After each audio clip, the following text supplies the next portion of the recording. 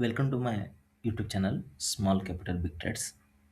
आज हम देखेंगे 19 दिसंबर 2025 को मार्केट ने इंट्राडे में का अपॉर्चुनिटी दिया। ठीक है, तो पहले स्टार्ट करते हैं हम लोग।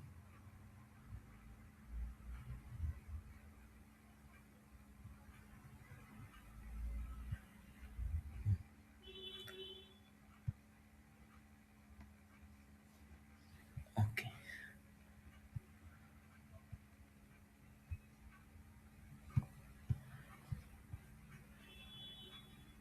जैसे कि देख सकते हो फ्रेंड्स, 18 तारीख को टाटा पावर में उसने खाली कंसोलिडेटेड ही बनाया था। ये देखो, देख सकते हो जैसे ही मार्केट ओपन हुआ फिर भी वो सपोर्ट रेजिस्टेंस के बीच में ही खेल रहा था, लेकिन मार्केट 12-15 को उसने यहाँ ब्रेकआउट दी है। ठीक है, तो 12-15 को जो ब्रेकआउट दिया वो 376 377 पे। आप देख सकते हो उसने लगभग 1:1 का प्रॉफिट दिया। अभी जैसे कि आपको पता है कि देखो, मैं एक पैटर्न ड्रॉ करता हूँ।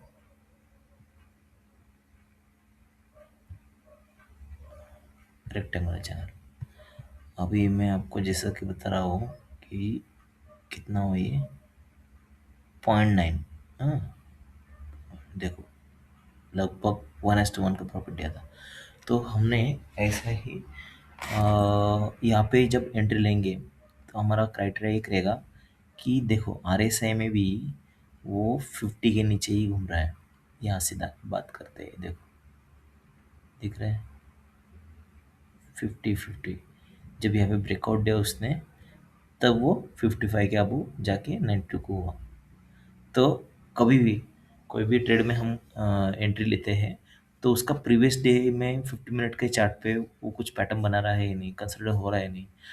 यहाँ पे आप देख सकते हो, यहाँ पे क्लियरली डब्ल्यू पैटर्न बना है, वो भी हम समझ सकते हैं। देखो यहाँ से डब्ल्यू पैटर्न बना के उसने फिर इतना दिया।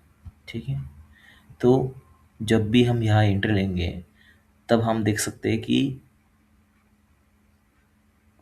स्टॉप लॉस जो है हम लोग का प्रीवियस कैंडल का लो रहेगा। ठीक है, प्रीवियस मतलब अभी ये छोटी कैंडल तो ये नहीं कंसिडर करना है, तो हमें एक ये कैंडल लेना है। मान के चलो हमने 376.95 पे कर रहे हैं, तो ये कैंडल कंसिडर करो 376। तो ये जिस कैंडल का जो भी प्राइस बनेगा 1% ऑफ द स्टॉप लॉस, और हम टारगेट को ट्रेलिंग कर सकते हैं। मोमेंटम ट्रेडिंग बोलते हैं।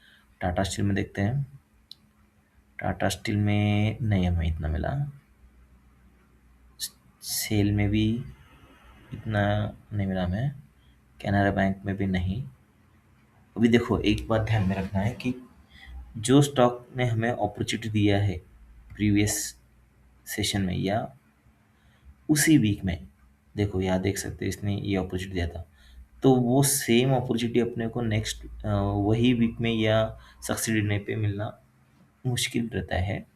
वो हमें ध्यान रखना है। पीएफसी में भी नहीं मिला, भारत इलेक्ट्रिकल में मिला था। अब भारत इलेक्ट्रिक में कैसा है आपको एक बताता हूँ। देखो उसने ब्रेकआउट ही बड़े कैंडल से दिया था। तो जैसे कि मैंने बताया कि जब भी कोई कैंडल ब्रेकआउट बनाती है बिग कैंडल से, तो उस कैंडल पे हम लोग ने शॉर्ट सेल का पोजीशन लेना चाहिए या अवॉइड करना चाहिए कि शॉर्ट सेल लेना है या नहीं लेना है। ठीक है, अभी यहाँ हम शॉर्ट सेल ले लेते हैं तो ये शायद फेलियर होता, क्योंकि देखो लॉन्ग के लिए भी अपॉर्चुनिटी देके उसने इतना अपॉर्चुनिटी दिया नहीं।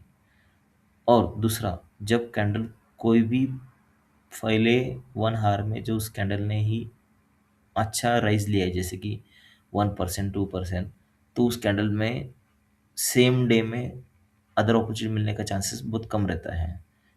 वाइस वर्सा, कोल इंडिया में भी नहीं मिला, गेल में गेल में भी नहीं इतना, इंडियन ऑयल में भी नहीं, कॉन कंटेनर कॉरपोरेशन में भी नहीं, टाटा मोटर में भी ऐसे ही। देखो एक बार ब्रेकआउट दिया उसने, फिर हमने शॉर्ट सेल का भी लिया था तो 50% जैसा हम स्ट्रेटेजी बताते अपॉर्चुनिटी मिला होता।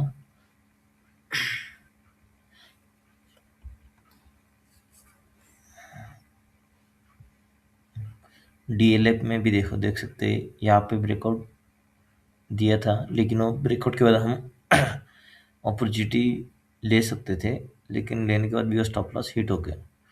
ठीक है। हाँ, आप ये देख सकते हो कि यहाँ पे उसने ब्रेकआउट दिया और इधर ले सकते हैं, मतलब उसने,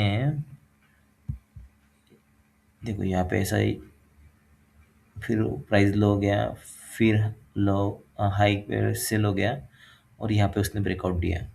आप ये 9 ड्रॉ करते हो तो आपको आइडिया आ जाएगा। ये देखो यहाँ पे डीएलएफ में भी नहीं, इंडस पावर में भी नहीं, एमआरपीएल में भी नहीं, नेशनल में भी नहीं, श्रीराम फाइनेंस। अभी दोस्तों ये स्टॉक का कैसा था जिसमें मैंने ये ब्रेकआउट कैंडल देखा था 12-15 को, लगभग 3.11% का उसने ब्रेकआउट दिया था। तो आप सोचते रहेंगे कि ये कैंडल ने सडनली इतना हाई क्यों दिया, और यहाँ से भी उसने लगभग, मैं बोलता हूँ, यहाँ पे मैंने ट्रेड में एंट्री लेने के पहले थोड़ा, मतलब मैं कॉशियस था, मैं लिया नहीं, लेकिन फिर भी उसने 1:0.5 का प्रॉफिट दे दिया था। अभी इस ट्रेड में इतना बड़ा स्पाइक क्यों हुआ, आप देख सकते हो एक ही ट्रेड में लगभग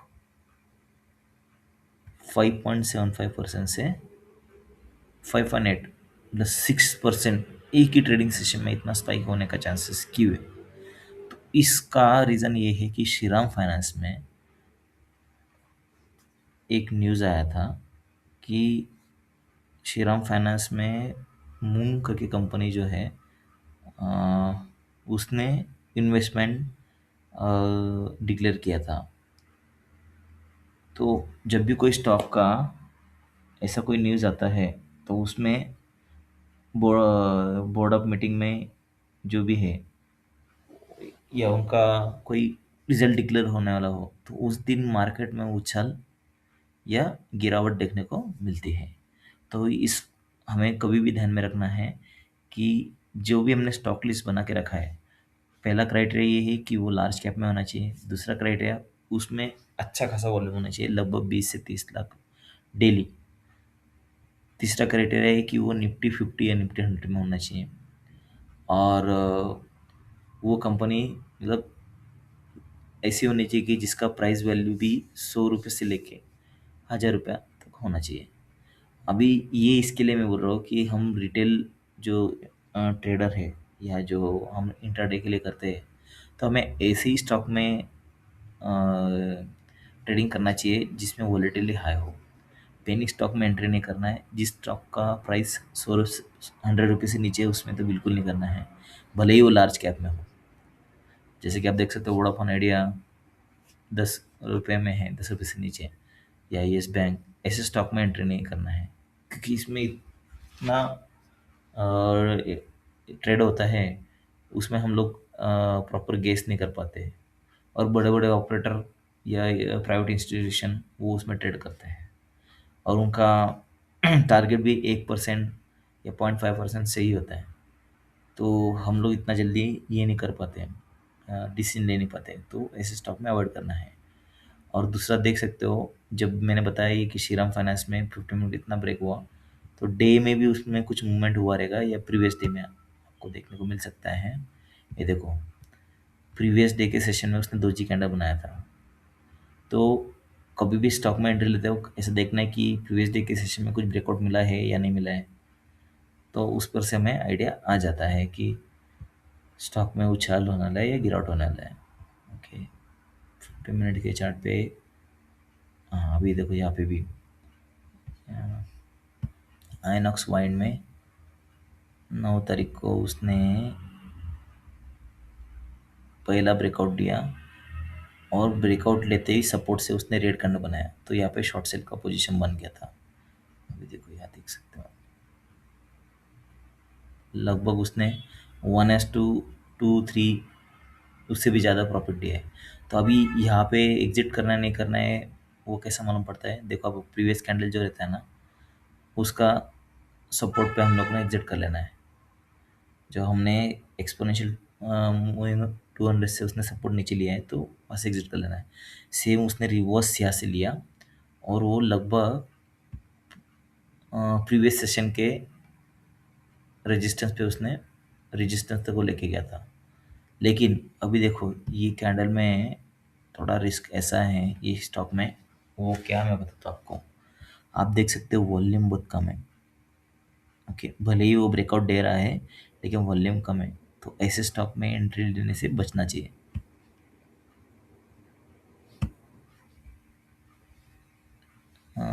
सम मदरसन में भी, हाँ मदरसन में मिला था, देखो यहाँ पे ब्रेकआउट दिया उसने, ठीक है। लेकिन फिर वही कि जो ब्रेकआउट के बाद हम स्टॉप लॉस का अपना कैंडल हिट होता है तो हम वहाँ से एग्जिट हो जाएंगे, क्योंकि ये कैंडल ने रिवर्स लिया नहीं। हमेशा ध्यान में रखना है कि जब भी स्टॉक में एंट्री ले तो उसका स्टॉप लॉस लगा लेना है तुरंत, क्योंकि कभी मार्केट रिवर्स भी हो जाए तो अपना फंड सेव होना चाहिए। ये देखो यहाँ पे अभी एक पैटर्न था जो मैं बताना चाहता हूँ, पावर ग्रिड में देखने को मिल रहा है अच्छे से। मैं आपको बताता हूँ, ये एक्सपोनेंशियल मूविंग एवरेज 10 की लाइन है, देखो यहाँ पे, ठीक है। और वो स्टॉक किस तरह से मूव हो रहा है, ऐसा, मतलब बाउंसिंग बॉल। सब उसने सपोर्ट लिया एक्सपोनेंशियल मूविंग एवरेज 10 पे, फिर ऊपर गया, फिर सपोर्ट लिया, फिर ऊपर गया, फिर सपोर्ट लिया। तो ऐसे स्टॉक में हमें भी अपॉर्चुनिटी ले सकते हैं, लेकिन उस चार्ट का हमने पैटर्न पहले 1-2 दिन पहले डिफाइन कर लेना चाहिए या स्टडी कर लेना चाहिए। फेडरल बैंक में भी ऐसे ही है, एच एस सी हुडको जो बोलते हैं उसमें भी इतना नहीं देखने मिला। एनबीसीसी में अच्छे से मिला, देखो एनबीसीसी में यहाँ अच्छा ट्रेड मिला था। मैं ये ट्रेड में क्यों लिया नहीं, कि मैंने देखा कि ऑलरेडी ये 65 के अब वो जा रहा है, तो शायद रिवर्स हो सकता है। लेकिन उसने अच्छा प्रॉफिट दिया था, जो मेरे से मिस हुआ वो ये कि देखो आप देख सकते हो मैंने 915 पे भी लेते थे तो लगभग 4% का प्रॉफिट मिला था। तो कभी भी जब ये ऐसा राइज लॉन्ग के लिए पोजीशन मिलता है तो एक पैटर्न कॉमन होता है, वो ये कि प्रीवियस डे के सेशन में वो डाउन ट्रेड बनाती है। ओके, पहला कंडीशन। दूसरा, आरएसआई जो है वो 50 के नीचे ही है, देखो, ठीक है। और तीसरा, जब भी ब्रेकआउट मिलता है तो ग्रीन कैंडल वॉल्यूम के साथ मिलता है, तो ऐसा पैटर्न हमें देखना चाहिए। बायोकॉन में मैंने यहाँ पे एंट्री लिया था, लेकिन गलत स्टॉप लॉस सेट करने की वजह से वो पहले ही हिट हो गया। देखो आप देख सकते हो बायोकॉन में भी अच्छा मूवमेंट मिला था। ये उसने ऐसा पैटर्न यू पैटर्न बनाया, वी, ओके, फिर ऐसा नीचे लेके फिर ऊपर गया था। कभी भी जब भी मार्केट ओपनिंग कैंडल के ओपनिंग कैंडल से जब ऊपर होके हाई होके फिर से नीचे आती है और ओपनिंग कैंडल को क्रॉस करती है, तो वहाँ पे चांसेस होता है कि वो कैंडल रिवर्स ज़्यादा होगी या फिर से अप जाएगी, तो वो भी एक स्ट्रेटजी होता है। भेल में अभी देखो जैसे मैंने बताया था पहले, 915 का कैंडल बना हाई, वहाँ से रेड कैंडल बना और ये शॉर्ट सेल के लिए पोजीशन मिला, और ये इस कैंडल पे हमने एग्जिट लिया, जो देख सकते देखो सपोर्ट पे, ये देखो यहाँ प्रीवियस डे के सेशन पे इसने अब गया, फिर से रिवर्स लाया, फिर अब गया। लेकिन जब यहाँ से भी इधर से भी कैंडल जब रिवर्स होती है तब वो उतना ही टारगेट देती नहीं है। मतलब आप बोलोगे कि यहाँ ये सपोर्ट से लेके फिर ये रेजिस्टेंस तक कैंडल पहुँचेगी, इतना मतलब इमीडिएटली पॉसिबल नहीं होता है। देखो विप्रो में भी जब उसने गैप अप किया, गैप अप से ही उसने कैंडल को रिवर्स करना स्टार्ट किया, तो ये भी एक स्ट्रेटजी का पार्ट होता है। आप देख सकते हो 15 पे कैंडल क्लोज हुआ था और वो मार्केट ओपन हुआ 267 से, तो इतना बड़ा ये गैप अप हुआ, तो गैप अप में गैप डाउन का अपॉर्चुनिटी मिलता है लेकिन उस ऐसे चार्ट में प्रीवियस डे का सेशन देख लेना चाहिए। तो दोस्तों, ये वीडियो एक इंट्राडे का ट्रेडिंग एनालिसिस था, और ये वीडियो आपने पूरा देखा, इसके लिए थैंक यू। आपको अच्छा लगे तो प्लीज़ लाइक शेयर सब्सक्राइब कीजिए। ये वीडियो टोटली एजुकेशनल पर्पज़ के लिए, इसमें कोई भी बाय सेल का एडवाइस हम करते नहीं हैं। और आपको कोई भी इंट्राडे के लिए, ट्रेडिंग के लिए एंट्री करते हो तो उसमें अपने खुद से एनालिसिस करना है। किसी के मार्केट में न्यूज़ सजेशन से, या जो भी मार्केट में पंडित बैठे हैं कि इसमें बाय कर लो, सेल कर लो, ये स्टॉप लॉस है, ये टारगेट है, ये इतना ये रखना है, इक्विटी जो भी करते हैं, तो उसमें बहका में जाना नहीं है। हमने खुद एनालिसिस करना है कि प्रीवियस डे में क्या सेशन हुआ है, उसमें डे चार्ट पे कुछ ब्रेकआउट मिला है या नहीं मिला है, उस स्टॉक का कोई